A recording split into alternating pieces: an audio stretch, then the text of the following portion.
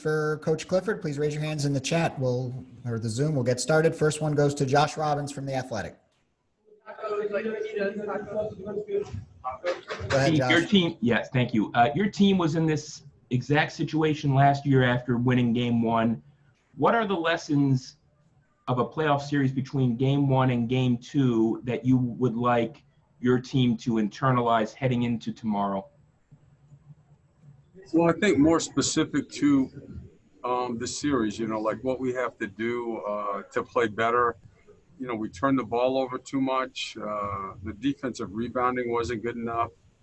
We blew a number of sets that I think that usually we're good at that stuff.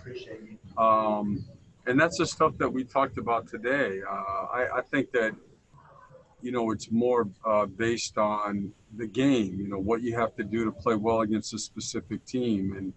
And that's what we should be locked in on. Scott Davis, Sports Insider. Hi, Steve. Obviously, there's so much attention being paid to what the environment is like in those games. Just wondering, as a coach, if you feel like the playoff intensity that you'd have in a normal year was there in Game 1, and if players are kind of as on edge knowing what's at stake, or if it's just different with being in the bubble environment. I think the players for sure are the intensity is there, and I do I do know that our guys feel pressure to compete well, to play at our best and give ourselves the best chance. It's definitely different environment from the standpoint that you guys know how playoff crowds get, and last year playing in Toronto, for instance, where their crowd is, I think, in the East, about as loud as it gets. And then I thought our crowds last year in Orlando were great also. So that aspect of it is definitely different. Dan Savage, OrlandoMagic.com. Cliff, I'm not sure how much you guys did today, but, how is Aaron Gordon and Michael Carter-Williams progressing? We didn't do a ton. MCW is in there right now. He's doing some stuff on the floor, and actually Aaron's playing some 2-on-2. So we'll see. Again, that's more when they do stuff with the coaches, and it's coordinated with David.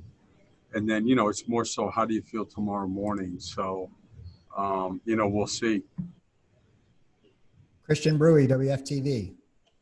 Coach, not going to ask you to give away any secrets, but how much do you enjoy the chess match style of a playoff series when you make adjustments, the Bucks make adjustments, and do you take a game plan into Game 2 that's similar to Game 1, or do you have something different, expecting them to make a change? I think that you're always going to see things that you feel can help your team play better or not.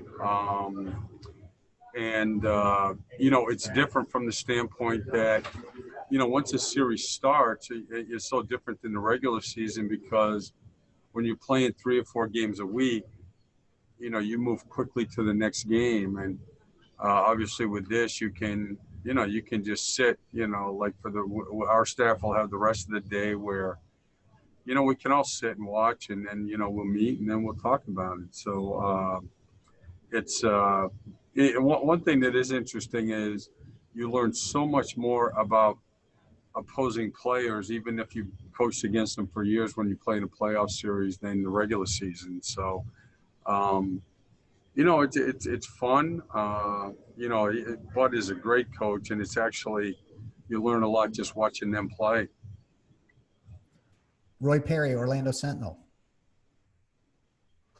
Steve, the Bucks got to the line, 28 times last night. I know you've talked about fouling, being somewhat of a problem for you guys in the restart. How concerning is that number of attempts? And not that you want to put somebody at the line, but are you more willing to let Giannis maybe get more of those attempts for them? No. He didn't. He was 3 for 8 last night from 3, so we don't want to foul him. And the free throw by a lot is the best offensive possession you can have in the NBA at any level of basketball.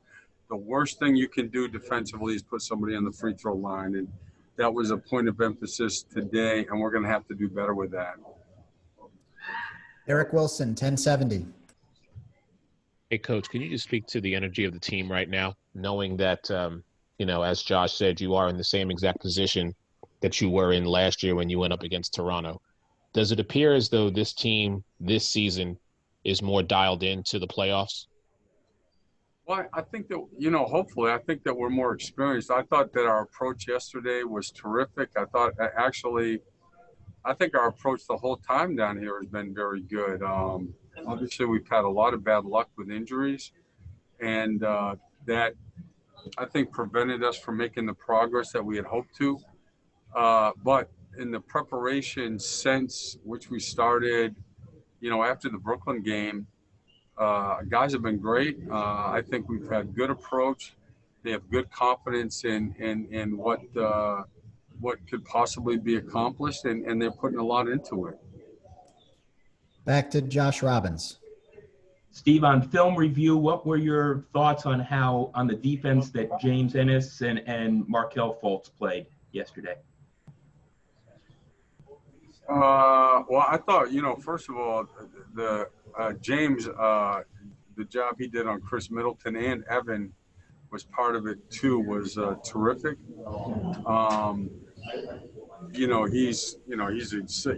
Again, I know we've talked about this. He's one of the more efficient offensive players in the league. I thought that Gary, Kim, and James a little bit also on Giannis did a very good job. I mean, Giannis had 31, and that's what he averages. So, or a little bit more than what he averages, but he had to work for those. And our team defense, I thought our team defense was very good. So that's actually, of the games we've played since we've been down here, that was our best defensive game. Dan Savage. Cliff, obviously the Bucks are a phenomenal defensive team, but when you're going against them, how much does Vooch's spacing and his ability to hit the three open up things for you, especially against them, where they can really collapse down in the paint and take away the middle of the floor? Oh, it's critical. I mean, look, the basic tenet of offense is spacing. And, he creates space for his teammates every time he's on the floor. So he has the ability to go into the post area and the paint area, and where he scores very effectively. And then he can play out in space too. His decision-making, his passing. He plays in a manner that helps everybody, helps make the game easier for all of his teammates. Anything else for Steve Clifford? Thanks, Cliff.